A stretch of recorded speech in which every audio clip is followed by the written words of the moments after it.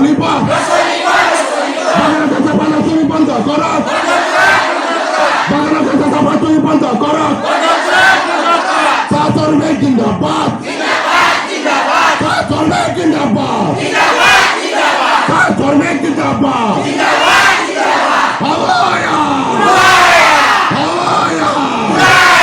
কর্মী কর্তা জিন্দাবাদ কর্মী কর্তা জিন্দাবাদ সংগ্রাম চলিছে সংগ্রাম চলিছে ট্যাগ লাগিলে ট্যাগ দিন ট্যাগ লাগিলে ট্যাগ দিন আমার দাবি ন্যায্য দাবি আমার দাবি ন্যায্য দাবি শ্রমিক কর্তা জিন্দাবাদ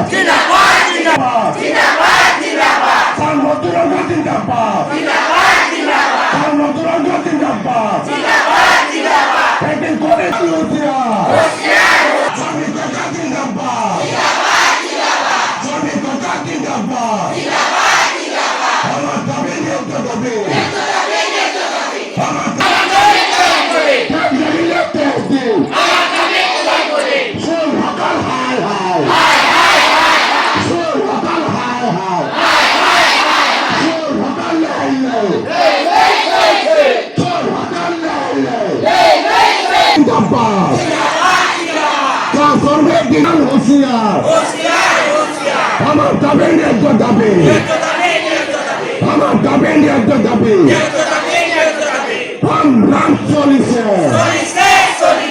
সংগ্রাম চলিছে ঐতিহাসিক চৰাইদেউ জিলাৰ হাবেকাঠি ৰাজচক্ৰৰ অন্তৰ্গত বৰহাট চাহ বাগিচাৰ যোৱা নিশা 16 নম্বৰ দফাত এক 89জনীয়া চোৰৰ দল তাত প্ৰৱেশ কৰিছে বুলি সম্ভেদ লাভ কৰি বাগিচা পৰিচালকৰ লগতে 10জনীয়া চকীদাৰ দলে তাত গৈ উপস্থিত হয়। প্ৰায় 89জনীয়া সেই চোৰৰ দলটোৱে সেই 10জনীয়া যি চকীদাৰ দল আছিলে তেখেতলোকক চোকা অস্ত্ৰৰে বাটলি গুটিৰে আক্ৰমণ কৰে আৰু টহলদাৰীত যোৱা যিখন বাহন আছিলে বাহনখনক ভাঙি চুৰমাৰ কৰে।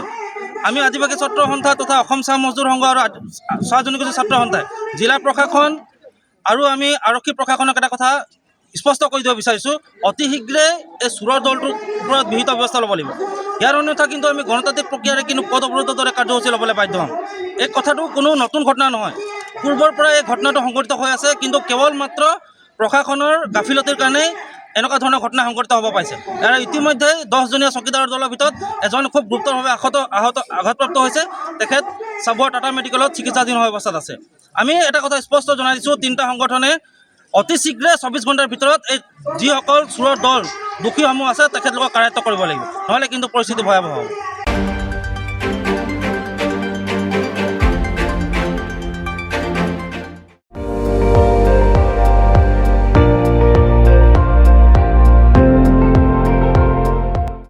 আপুনি চাই আছে ND24, সৰ্বশ্ৰেষ্ঠ নহয় সৰ্বোত্তমৰ দৌৰত।